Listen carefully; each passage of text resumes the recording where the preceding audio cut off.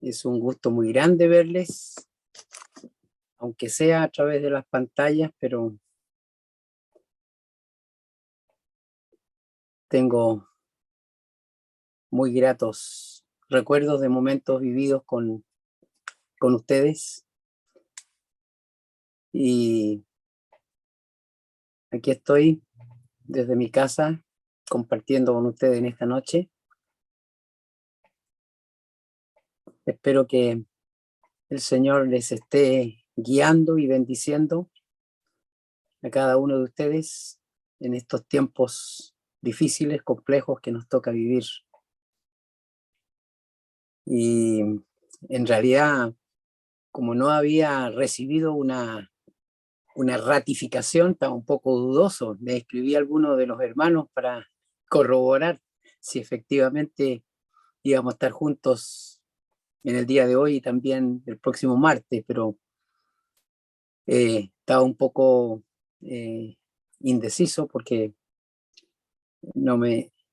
otras veces me envían el link o la identificación, pero lo tenía anotado de todas maneras para poder entrar. Y veo que no me equivoqué, menos mal. Yo quisiera compartir con ustedes en esta noche algunos pensamientos que están comenzando en el libro del Éxodo, en el capítulo 19. Yo les invito a que los que tengan una Biblia ahí en su poder, en su mano, abran en el capítulo 19 del libro del Éxodo, donde yo quisiera comentar o comenzar a comentar. No sé hasta dónde vamos a poder llegar, porque el tema es bastante más amplio que una reunión como esta. Y yo le he puesto 4 aspectos de los propósitos de Dios para la vida de su pueblo.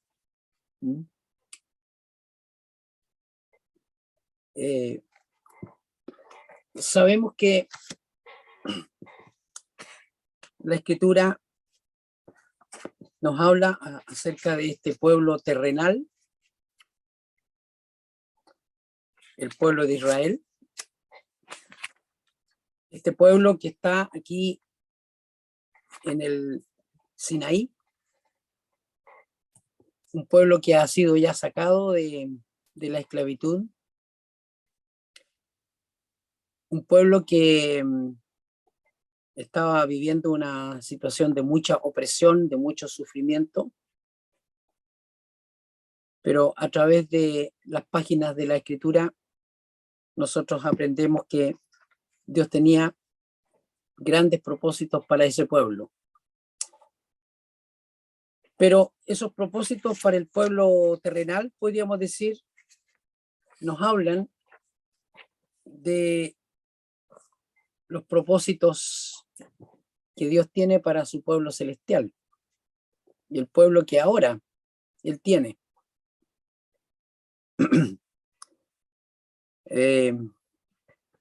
Entonces, yo quisiera como compartir con ustedes este estudio, y antes de hacer, digamos, la relación más específica, los 4 aspectos los quiero mencionar. Lo primero que quisiera compartir es lo que podríamos decir una vida de madurez, una vida madura. Vamos a encontrar aquí en los primeros versículos del capítulo 19 lo que quiero decir, y ya lo voy a especificar. Después, a partir del versículo 5, o sea, lo que dije antes de la vida de madurez es del 1 al 4, pero después a partir del versículo 5 hasta el versículo 8, el tema tiene que ver con la dignidad, O sea, podríamos decir una vida de dignidad, una vida digna. Después a partir del verso 19, perdón, verso 9 del capítulo 19, hasta el verso 25, el tema sería una vida de santidad. Y luego, en el capítulo 20, donde tenemos la entrega de los mandamientos, específicamente, y de manera bien concreta los primeros 17 versículos del capítulo 20, donde está la entrega de los mandamientos, lo que podríamos decir una vida de responsabilidad. 4 propósitos: madurez, dignidad, santidad y responsabilidad. No sé cuánto vamos a abarcar, porque no quiero ir rápido, sino que meditemos más que nada y reflexionemos en nuestra propia situación. Primero, la relación entre aquel pueblo terrenal y el pueblo celestial. Me imagino que todos los que son creyentes más antiguos entienden claramente digamos, el concepto que nos entrega la palabra en el Nuevo Testamento para referirse a nosotros como la iglesia. Yo no sé si todos los presentes aquí en esta reunión podemos decir que pertenecemos a ese pueblo,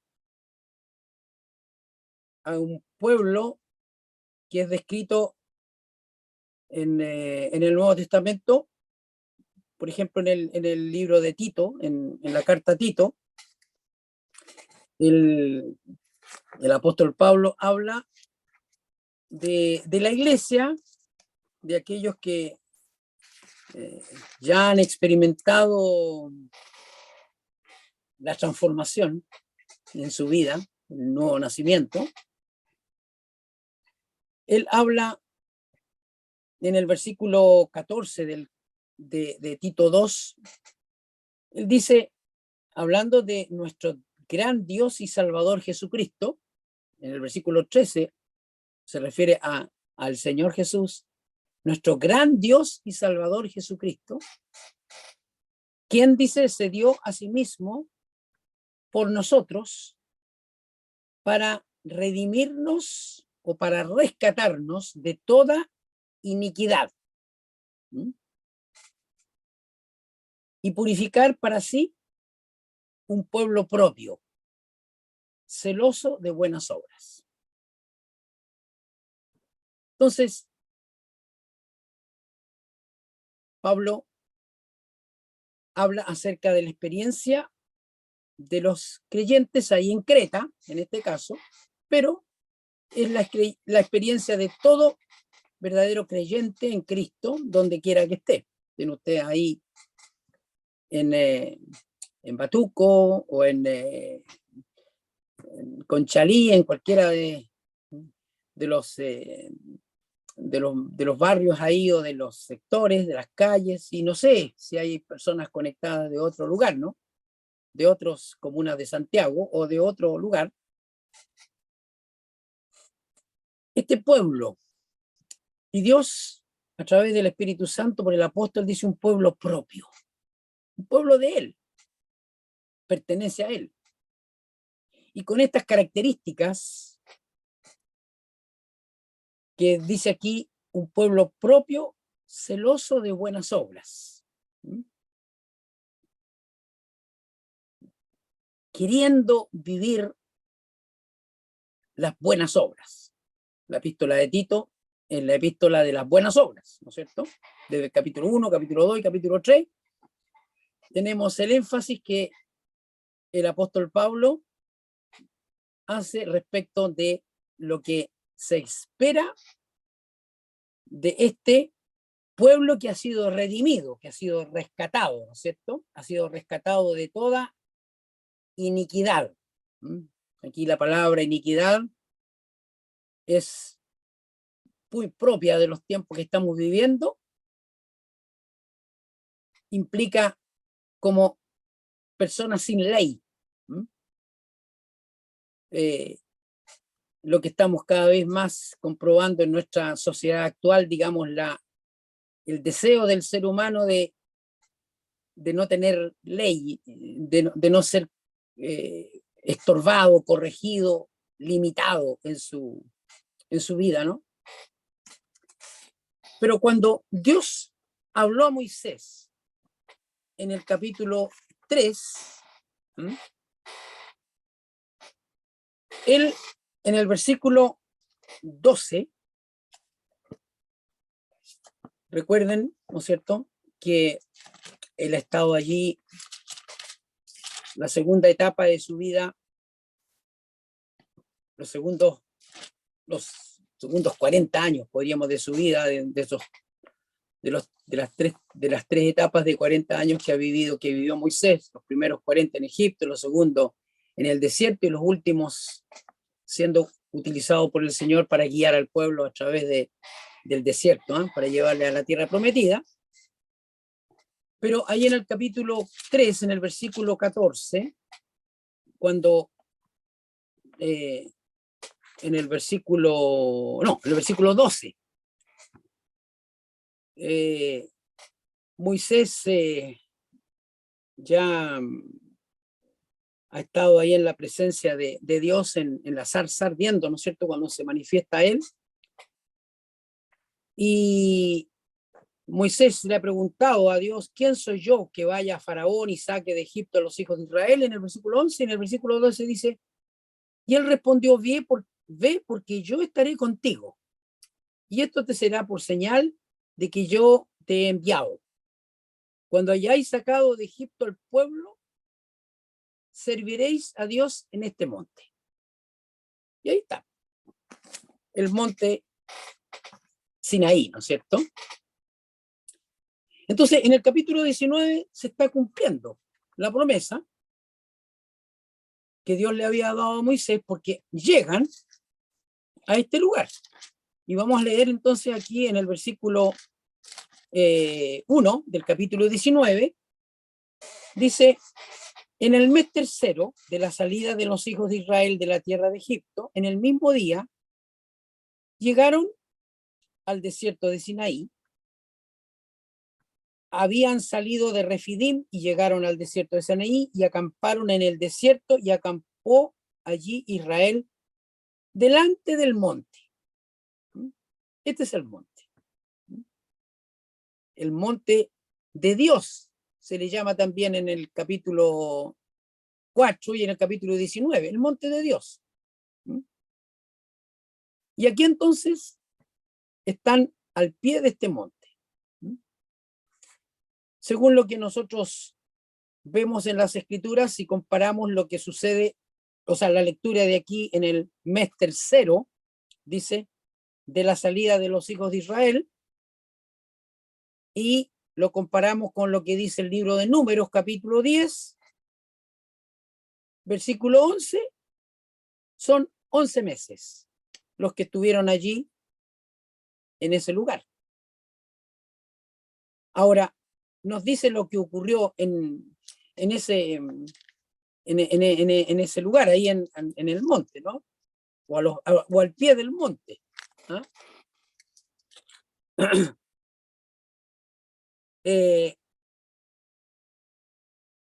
Bueno, no vamos a comentar más por ahora de eso, pero primero que nada, nosotros tenemos la recepción de la ley, ¿no es cierto? Las instrucciones para la construcción del tabernáculo, según el modelo que Dios le dio, las instrucciones para el sacerdocio, y las tribus cómo se habrían de organizar para la continuación de su viaje, ¿no? Entonces, Dios ya había rescatado a su pueblo, a ese pueblo, y entonces ahora dice aquí en el versículo 3, y Moisés, Éxodo 19:3, Moisés subió a Dios, y Jehová lo llamó desde el monte diciendo: así dirás a la casa de Jacob y anunciarás a los hijos de Israel. Vosotros visteis lo que hice a los egipcios y cómo os tomé sobre alas de águilas y os he traído a mí. Ahora pues, si diereis oído mi voz y guardareis mi pacto, vosotros seréis mi especial tesoro sobre todos los pueblos, porque mía es toda la tierra. Y vosotros me seréis un reino de sacerdotes y gente santa. Estas son las palabras que dirás a los hijos de Israel. Entonces, aquí tenemos a este pueblo, el pueblo de Israel, que ya ha sido rescatado de la esclavitud. Y este es un pueblo, así como lo dice también el apóstol Pedro en su primera carta, un pueblo adquirido, así como Israel fue un pueblo adquirido por Dios. La iglesia, de la cual tenemos la enseñanza en el Nuevo Testamento, el apóstol Pedro dice, mas vosotros sois linaje escogido, ¿no es cierto? La palabra aquí es genos, linajes significa raza. Un pueblo escogido. Luego dice un real sacerdocio, sacerdocio real. Dice nación santa. La palabra es una etnia santa. Entonces ya hemos visto una raza escogida, una etnia santa, y aquí utiliza después la palabra un pueblo, laos, pueblo adquirido por Dios. Eso es lo que dice respecto a la iglesia. Él ha hablado acerca de la piedra fundamental, ¿cierto? Al comienzo del capítulo 2 de 1 Pedro, la piedra viva, el Señor Jesús, sobre la cual está edificada la iglesia. Y dice, vosotros, ¿no es cierto?, sois este pueblo adquirido por Dios, dice, y aquí entonces, en el versículo 9 del capítulo 2 de 1 Pedro, dice, para el propósito, ¿no es cierto?, para que anunciéis las virtudes, las excelencias, ¿no?, de aquel que os llamó de las tinieblas a su luz admirable. Vosotros que en otro tiempo no erais pueblo, pero que ahora sois pueblo de Dios, que en otro tiempo no habíais alcanzado misericordia, pero ahora habéis alcanzado misericordia. Lo mismo que se podría haber dicho del pueblo terrenal, del pueblo de Israel antaño, ahora Dios lo dice de una manera mucho más potente, podríamos decir, de la iglesia, de los creyentes. En otro tiempo no erais pueblo, pero ahora soy pueblo de Dios. No sé si todos los que estamos aquí en esta reunión se pueden identificar con esa descripción. Antes dice, yo no era pueblo, pero ahora pertenezco al pueblo de Dios. ¿Por qué? Porque dice a continuación, antes yo no había alcanzado misericordia, pero ahora sí he alcanzado misericordia. Cuando se manifestó la misericordia de Dios y su amor para con nosotros los seres humanos, dice el apóstol Pablo a Tito, ¿no es cierto?, nos salvó, no por obra de justicia que nosotros hubiéramos hecho, sino por su misericordia. Y eso podemos decir los creyentes, los verdaderos creyentes en Cristo. Y hemos alcanzado misericordia, dice. Antes que no habíamos alcanzado misericordia, ahora sí hemos alcanzado misericordia. Y nos llamó de las tinieblas, de la oscuridad, a la luz, a su luz admirable. Y entonces por eso que si somos del Señor podemos anunciar, podemos proclamar las excelencias, las virtudes, porque nosotros hemos experimentado ese poder en nuestra vida y podemos exhibir en nuestras propias experiencias lo que el Señor ha hecho con nosotros si somos de ese pueblo. Pero en el Antiguo Testamento, Dios había hablado acerca de esa nación, ¿no es cierto? Como un pueblo. Dios había redimido a su pueblo. Los primeros capítulos del Éxodo, ¿no es cierto?, nos hablan de cómo Dios efectuó aquella redención. Y ahora lo declara de que ese pueblo pertenece a Él, un pueblo con el cual ha establecido un pacto, ¿sí? Como dice aquí en el versículo, bueno, el capítulo 19, más adelante dice, ¿ya? Y cómo la experiencia de aquellos primeros capítulos del Éxodo, cómo Moisés ha intervenido frente a Faraón para que deje salir a su pueblo, ¿no es cierto?, de la esclavitud, para que lo deje para ir a adorar, ¿no?, para ir a servirle a él, ¿no? Y ahora el pueblo de Israel se encuentra con Dios en ese monte. ¿Mm? Muchas cosas tremendas ocurrieron, ¿no es cierto? Ellos escucharían de manera especial la voz de Dios, hablándole, impactando sus vidas, ¿no? Y los llama a una vida especial, a una vida de privilegios y una vida de responsabilidades. Y entonces, lo primero que hace mención aquí es que él dice en el versículo 4, vosotros visteis lo que hice a los egipcios y cómo os tomé sobre alas de águilas y os he traído a mí.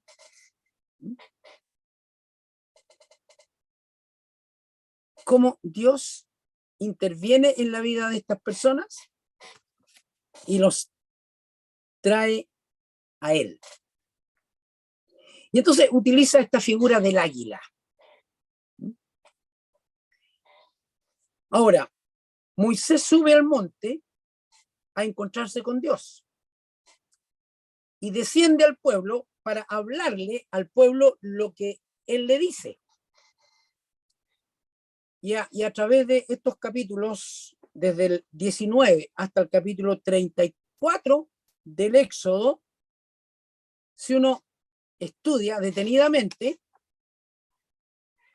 entiendo que son 8 veces las que Moisés sube al monte y baja, sube y baja, va a conversar con Dios y luego vuelve con las instrucciones que Dios le da para dárselas a conocer al pueblo. Estas subidas y estas bajadas a veces están bien explícitas y a veces no. Por ejemplo, en el versículo 3 dice, y Moisés subió a Dios. Y en el versículo 7, entonces vino Moisés y llamó a los ancianos del pueblo y expuso en presencia de ellos todas estas palabras que Jehová les había mandado. Aquí no dice que bajó, pero es evidente que él bajó del monte, porque el pueblo no estaba arriba del monte, estaba abajo. ¿Ya? Y después, si ustedes se fijan, en el versículo 8 dice, y Moisés refirió a Jehová las palabras del pueblo. Entonces aquí tenemos que Moisés vuelve a subir. ¿Ya? Y en el verso 14 dice lo siguiente, y descendió Moisés del monte al pueblo y santificó al pueblo y lavaron sus vestidos. ¿Sí? Aquí entonces está bien explícita la bajada. Y si ustedes van hasta el capítulo 34 del Éxodo, ustedes van a ver que Dios habla con Moisés en el monte y luego desciende y así. Hay subidas y bajadas.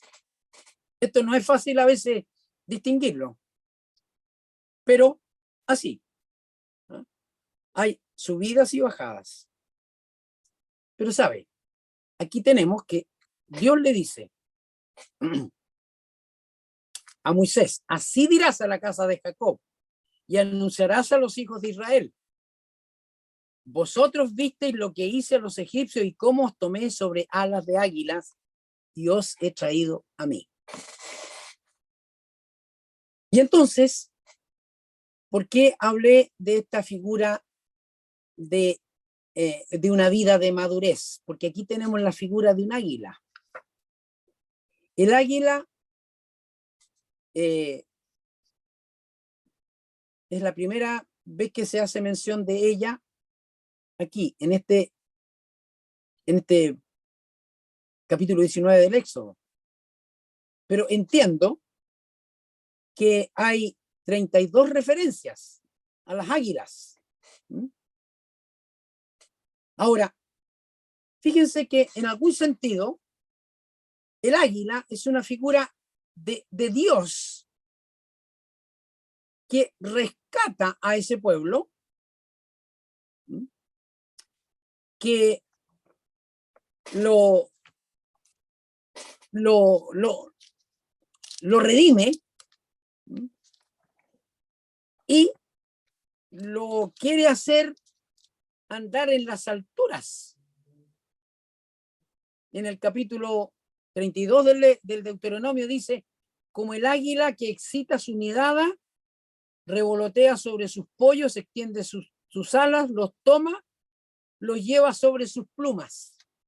Entonces, en ese sentido está identificándose Dios con un águila que rescata, ¿no?, a esos polluelos, podríamos decir, los lleva a las alturas, al nido, y allá en el capítulo 40 de Isaías también, que es un versículo conocido y que también cantamos, ¿no es cierto? ¿Ya? Cuando hablamos de la fuerza, ¿no es cierto? Los jóvenes se fatigan y cansan, los jóvenes flaquean y caen, ¿no es cierto? Mas los que esperan en Jehová tendrán nuevas fuerzas.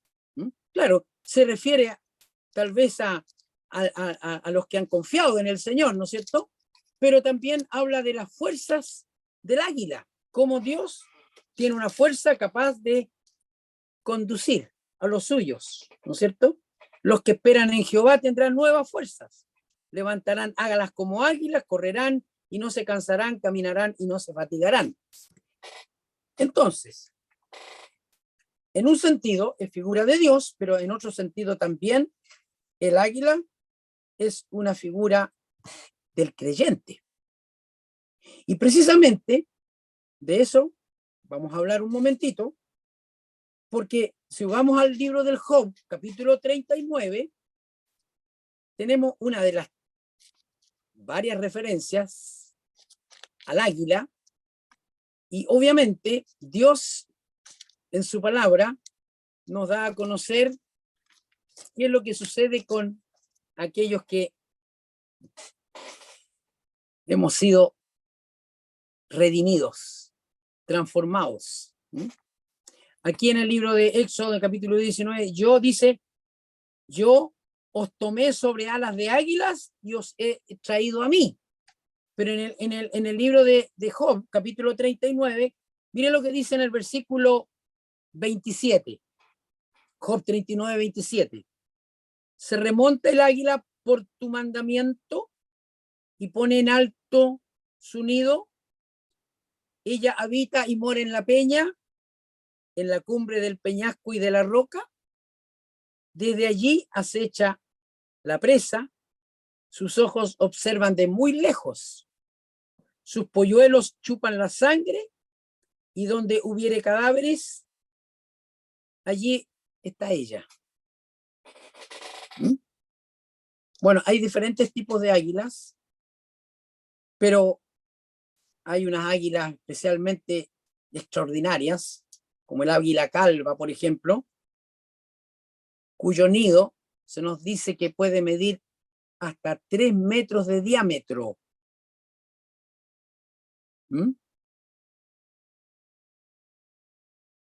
Y dice que se refugia en las alturas como un creyente. Dice, se remonta, dice, el águila por tu mandamiento.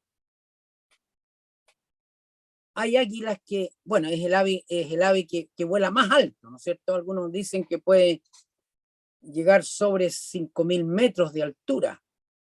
Impresionante.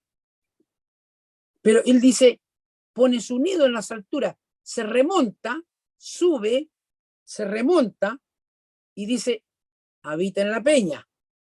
Bueno, eso es lo que es la experiencia que tiene todo verdadero creyente.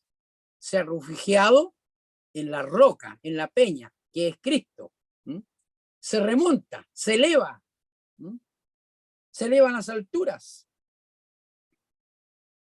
Que nos dice el apóstol Pablo en Colosenses capítulo 3, si habéis resucitado con Cristo, poned la mira en las cosas de arriba, en las alturas, no en las de la tierra. Y dice, mora en un lugar fuerte, dice aquí. Habita y mora en la peña, en la cumbre del peñasco y de la roca. Y dice, desde allí acecha la presa. Observa desde lejos, dice aquí. Desde muy lejos. Tiene una mirada. El creyente, verdadero creyente, y que está en comunión con el Señor, no tan solo tiene abiertos sus ojos, sino que no tiene la vista corta, tiene la vista larga. Según de Pedro, no sé si tienen presente ese pasaje, cuando el apóstol Pedro habla acerca, cuando dice, el que no tiene estas cosas, tiene la vista muy corta. O sea, un creyente que no se ha preocupado de su vida espiritual en cuanto a aquellas cosas que le corresponde añadir en su vida, dice, es como un miope. Según de Pedro capítulo 1, ¿te acuerdas? Dice, él habla de aquellas cosas que él nos ha dado. Todas las cosas que pertenecen a la vida y a la piedad nos han sido dadas por su divino poder, mediante el conocimiento de aquel que nos llamó por su gloria y excelencia. Nuestro Dios, ¿no? Él nos llamó. El poder que él ha manifestado a nosotros se ha verificado en la experiencia de una vida renovada, de una vida transformada, ¿no? Y por eso dice en el versículo 4 de 2 de Pedro 1, dice, por medio de las cuales nos ha dado, preciosas y grandísimas promesas, para que por ella llegase a ser participantes de la naturaleza divina. Hemos sido participantes de la naturaleza divina. ¿Quiénes? Los que somos de Cristo. Estoy hablando a personas que realmente aquí en este grupo pueden decir, sí, yo soy de Cristo, yo he sido participante de la naturaleza divina, yo tengo nueva vida, yo soy un hijo de Dios, yo he sido transformado, yo soy una nueva criatura en Cristo, he nacido de nuevo. ¿Puedes decirlo? Y por eso que habla de participantes de la naturaleza divina. Somos hijos de Dios, dice. Y dice, habiendo huido de la corrupción que hay en este mundo a causa de la concupiscencia, y entonces viene ahora la responsabilidad de uno, del creyente, ¿no? Poniendo toda diligencia, añadida a vuestra fe virtud, a la virtud conocimiento, el conocimiento dominio propio, el dominio propio paciencia, a la paciencia piedad, a la piedad afecto fraternal, al afecto fraternal amor. Y esto nos habla de una experiencia de madurez espiritual. Porque dice el verso 8, si estas cosas están en vosotros y abundan, no dejarán estar ociosos ni sin fruto en cuanto al conocimiento de nuestro Señor Jesucristo. El conocimiento de nuestro Señor. Preocuparse de crecer en el conocimiento del Señor, de vivir una vida madura para la gloria del Señor. Y dice, pero el que no tiene estas cosas, versículo 9, tiene la vista muy corta, es ciego, es ciego, habiendo olvidado la purificación de vuestros pecados. Bueno, sigue el pasaje hablándonos de cosas, de estas cosas prácticas en cuanto a la vida espiritual, ¿no? Y Dios espera entonces que nosotros seamos personas maduras. No voy a decir más respecto de específicamente el nido. El tema de las águilas es todo un tema especial porque el creyente también debe experimentar una renovación espiritual, como es la experiencia que sucede con las águilas, ¿cierto? Como dice en el Salmo 103, para que te rejuvenezcas como el águila. No sé si conocen la experiencia de las águilas, lo cito muy brevemente, porque se nos dice que esta ave, que es la ave más longeva de su especie, ¿no? Dicen que vive como 70 años, pero a los 40 años de edad hay una decisión que tiene que tomar el águila, porque su pico ha envejecido, sus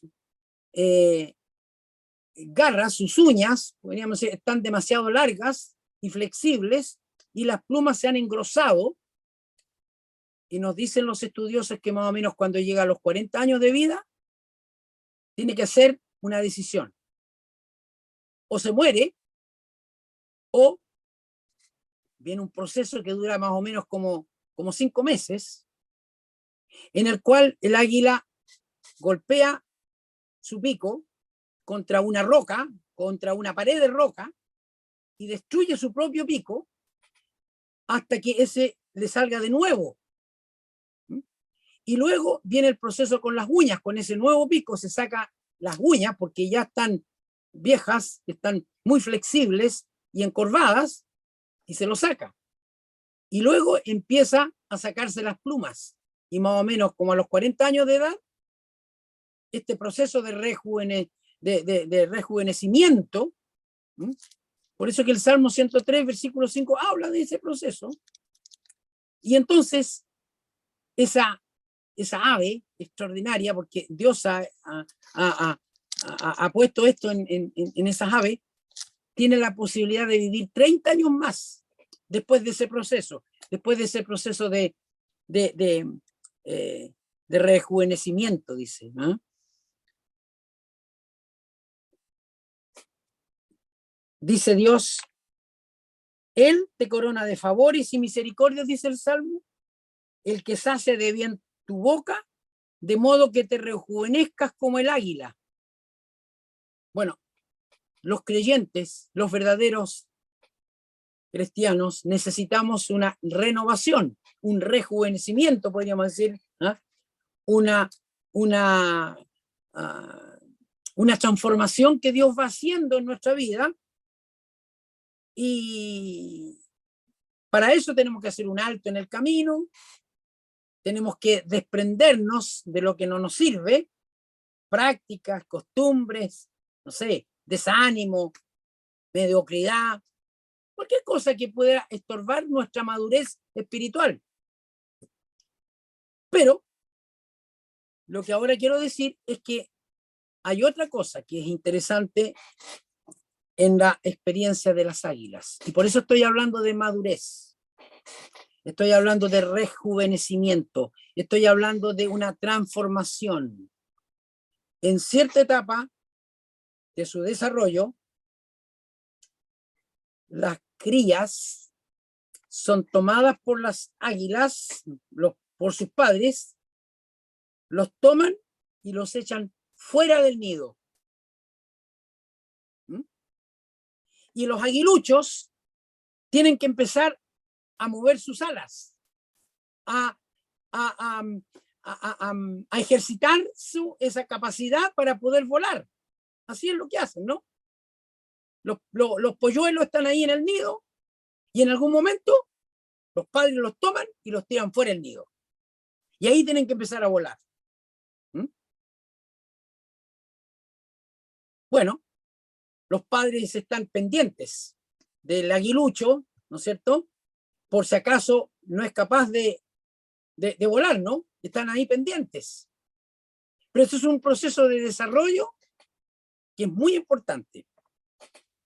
Y Dios toma a su pueblo como alas de águilas y Dios nos salva a nosotros, nos saca del nido, podríamos decir, porque saben que Egipto para Israel era una especie de nido que ellos estaban. Ellos tenían comida, tenían comodidad, pero hay un momento en que ellos tenían que salir de ese nido.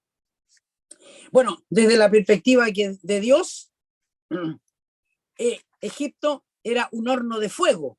Lo dice, creo que en 2 o 3 pasajes de la Escritura. Es un horno, es decir, un lugar en que Israel no estaba cómodo. Y no tenía por qué estar cómodo porque eran esclavos, ¿no? Pero, ¿qué es lo que hace Dios? Dios los saca.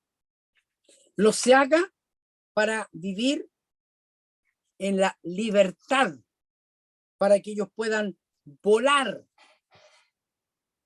para que ellos puedan ser libres.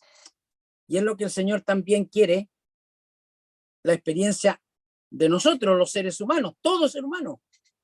Una vez que nos rescata de la esclavitud del pecado, Él quiere que seamos libres y que nos remontemos como el águila, ¿no es cierto? Y que podamos volar con capacidad personal propia como estos aguiluchos. Y entonces eso nos habla de una vida de libertad. Hay un autor inglés antiguo que él hablaba de 2 tipos de libertad. Y él decía, hay un tipo de libertad en que el hombre, o la persona se siente libre para hacer lo que quiera. Y él dice, esa es la falsa libertad. Pero la verdadera libertad, él dice, consiste en que el ser humano, en que aquella persona sea libre para hacer lo que debe hacer, lo que le corresponde hacer.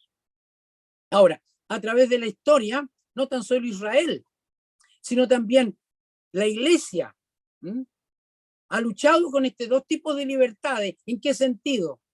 En que hay quienes dicen, bueno, yo soy libre, puedo hacer lo que se me ocurra a mí.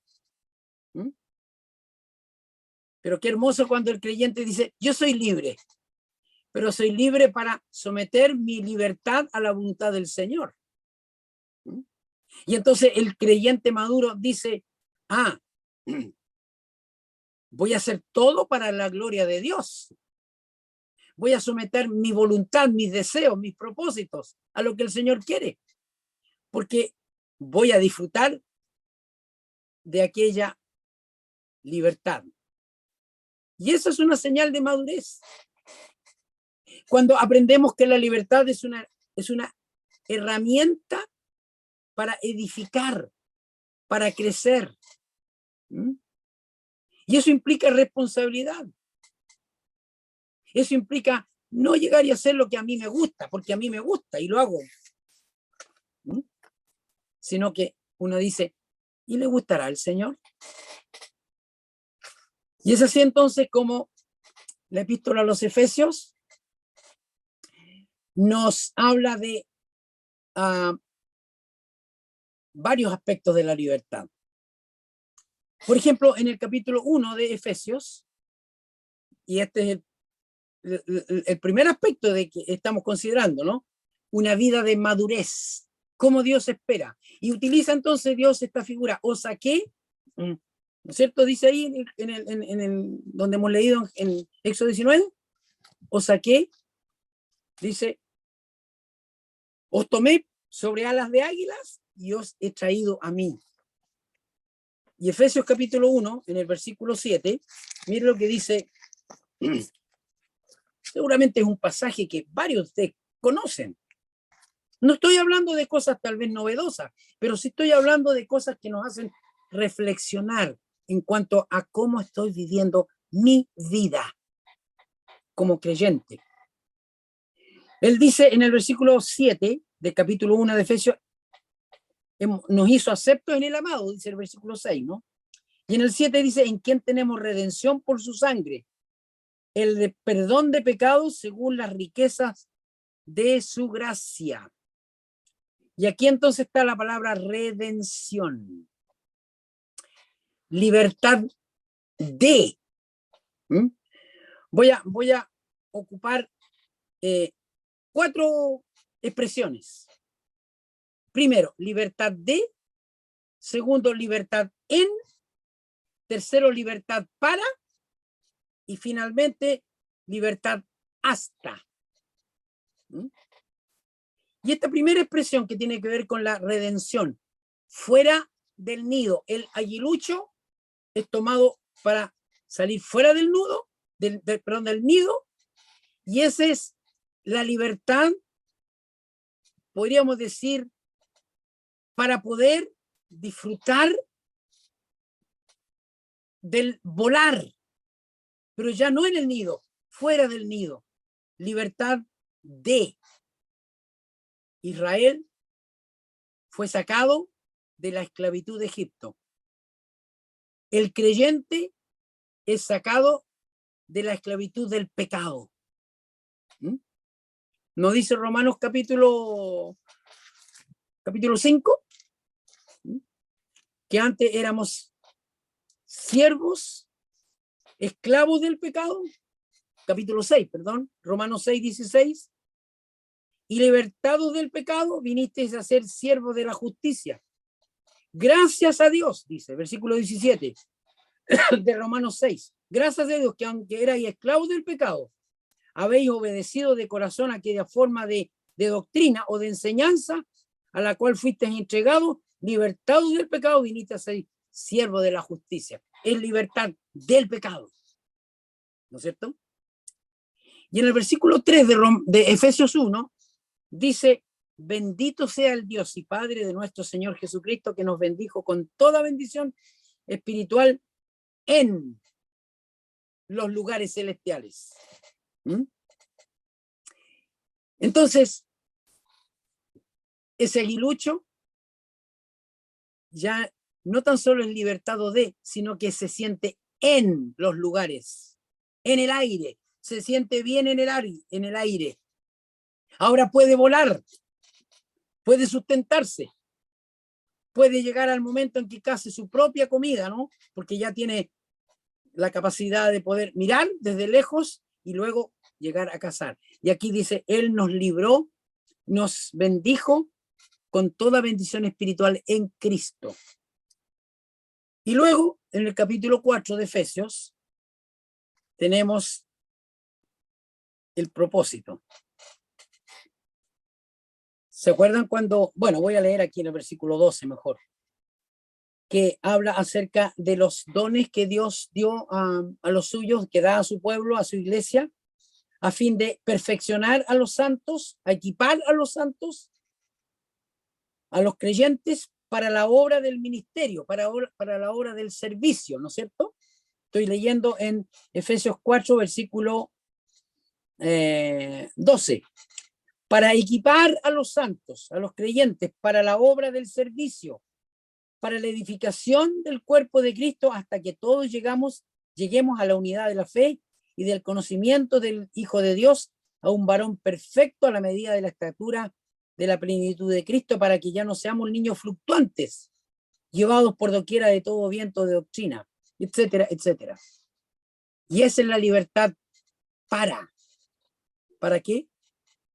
Para cumplir con los propósitos que el Señor tiene para nosotros, para servir. ¿Cómo está nuestra libertad para servir al Señor? ¿Estamos sirviendo al Señor? ¿Estamos siendo ocupados por Él? ¿Estamos ocupando Él o los dones que Él nos ha dado para disfrutar de esta libertad en el servicio para el Señor? Y mire lo que dice en el versículo 13. Hasta, ahí está el hasta, que lleguemos a la unidad de la fe y del conocimiento del Hijo de Dios. O sea, una vida madura, conforme a este varón perfecto. ¿Mm? Maduro. Esto es lo que significa. A una persona madura, una persona que tiene madurez, la persona que tiene ejercitados sus sentidos en el discernimiento de las cosas que le agradan al Señor, y es una libertad verdadera. ¿Mm? No tan solo la libertad para no seguir haciendo el mal, no, es la libertad para hacer el bien, libertad para hacer buenas obras, ¿Mm? Cumplir con la voluntad del Señor, ¿no? Hacer lo que debo hacer, no lo que quiero nomás, por capricho mío. Entonces, esta es la primera figura, el águila, ¿Mm? Que nos habla del propósito de Dios, que nosotros crezcamos, que maduremos, que ya no seamos como niños fluctuantes.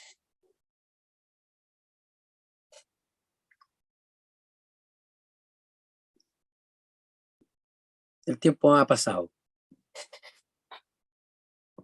Y sabe que aquella noche en que Israel salió de la esclavitud de Egipto, comienza un proceso. Pero, como lo vemos en el relato de las Escrituras, tristemente, en aquellos 40 años que peregrinaron por el desierto, ni siquiera esos 40 años fueron suficientes, tristemente, para sacar a Egipto del corazón de Israel. Salieron en una noche, físicamente, pero el corazón tardó muchos años en que Egipto saliera de Israel. ¿Mm?